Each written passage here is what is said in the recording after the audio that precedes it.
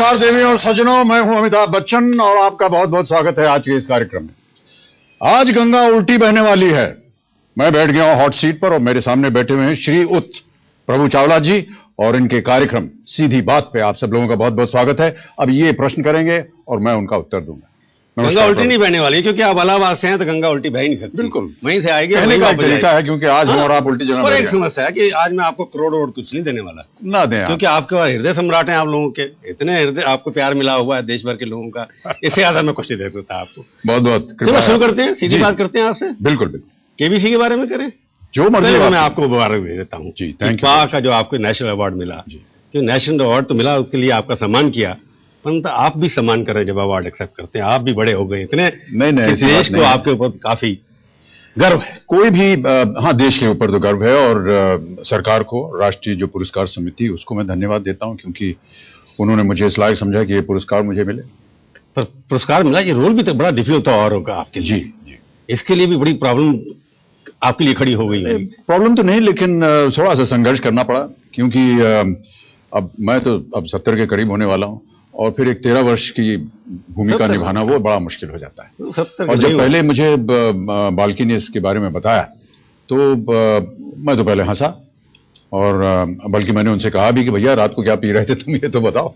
तो फिर उन्होंने कहा कि नहीं, ऐसा एक बीमारी होती है जिसका नाम है प्रोजेरिया। फिर मैंने उनसे पूछा कि ये 13 वर्ष का जो एक युवक है ये कैसे आप मुझे बनाएंगे। तो फिर उन्होंने मेकअप वालों से बात की, फिर मुझे समझाया। आपने स्टडी किया होगा उन्होंने व्यवहार कि आप 13 और 15 बीच में ज्यादा करते रहते कि आप नोटी तो हैं। नहीं, ऐसा नहीं था वो, क्योंकि वो किरदार ही ऐसा था, इसलिए जो कुछ भी वो कर रहा था वो सारा कुछ जो था वो बाल्की ने लिखा, मैंने तो केवल उसको निभाया। तो मैं देख रहा हूँ कि जिस तरह का आपने उसमें रोल किया है, एक किस्म का रोल बहुत मुश्किल रोल होता है। मेरे को याद आ जाती कि आपके किसी ने कवि ने लिखा था कुछ के बारे में, तो मैं पढ़ने की कोशिश कर रहा हूँ क्योंकि मेरी कविता आप जानते हैं बड़ा कमजोर है। जहां गलती होगी मैं तो मैं कर रहा हूँ, मन का हो तो अच्छा, मन का ना हो और भी अच्छा, क्योंकि इसमें ईश्वर के मन का हुआ। ये सीख किस महान कवि ने अपने बेटे के लिए दी? ये बाबूजी की कही हुई बात है, ये कविता नहीं है, ये ऐसे ही उन्होंने। मैं स्कूल में था और स्कूल का जो एनुअल प्ले होता है उसमें भाग वगैरह लिया करता था और एक वर्ष जब भाग लिया उसमें तो मुझे वहां का जो बेस्ट एक्टर पुरस्कार होता है वो मिल गया। अगले साल फिर प्ले होना था और ऐसी संभावना थी कि मैं शायद फिर से जीत जाऊंगा, लेकिन उसके 2 दिन पहले मैं बीमार हो गया। 1 दिन पहले मैं बीमार हो गया, मीजल्स हो गए मुझे, और स्कूल वालों ने कहा कि हम आपको अब प्ले नहीं करने देंगे। तो हम शेरवुड कॉलेज में पढ़ते हैं नैनीताल में और पहाड़ी के ऊपर हमारा स्कूल, तो जहां हमारा हॉस्पिटल बना हुआ था स्कूल में, वहां नीचे ही जहां हमारा प्लेइंग फील्ड था उसके बगल में वो थिएटर था जहां पर प्ले, तो वहां से सब कुछ सुनाई दे रहा। तो मैं वहां पड़ा हुआ था निराश एकदम, और हमारी उम्र भी क्या 13-14 वर्ष की थी, तो आप समझ सकते हैं।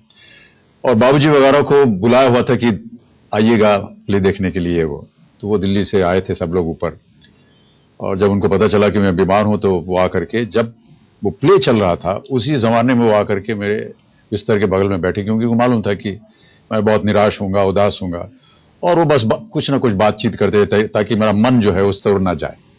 उस समय उन्होंने मुझे कहा था कि देखो, मन का हो तो अच्छा, ना हो तो ज्यादा अच्छा। तो मुझे बड़ा आश्चर्य हुआ कि ना हो तो ज्यादा अच्छा कैसे हो सकता है। तो उन्होंने कहा कि नहीं, वो फिर ईश्वर के मन का हो रहा है, और जो ईश्वर के मन का होता है वो ज्यादा अच्छा होता है। जो आज की जिंदगी है आपकी अमित जी, वो आपके मन के अनुसार हो रही है या ईश्वर के मन के अनुसार हो रही है? मैं तो मानता हूं कि ईश्वर के मन के अनुसार हो रही है और माता पिता के आशीर्वाद से हो रही है।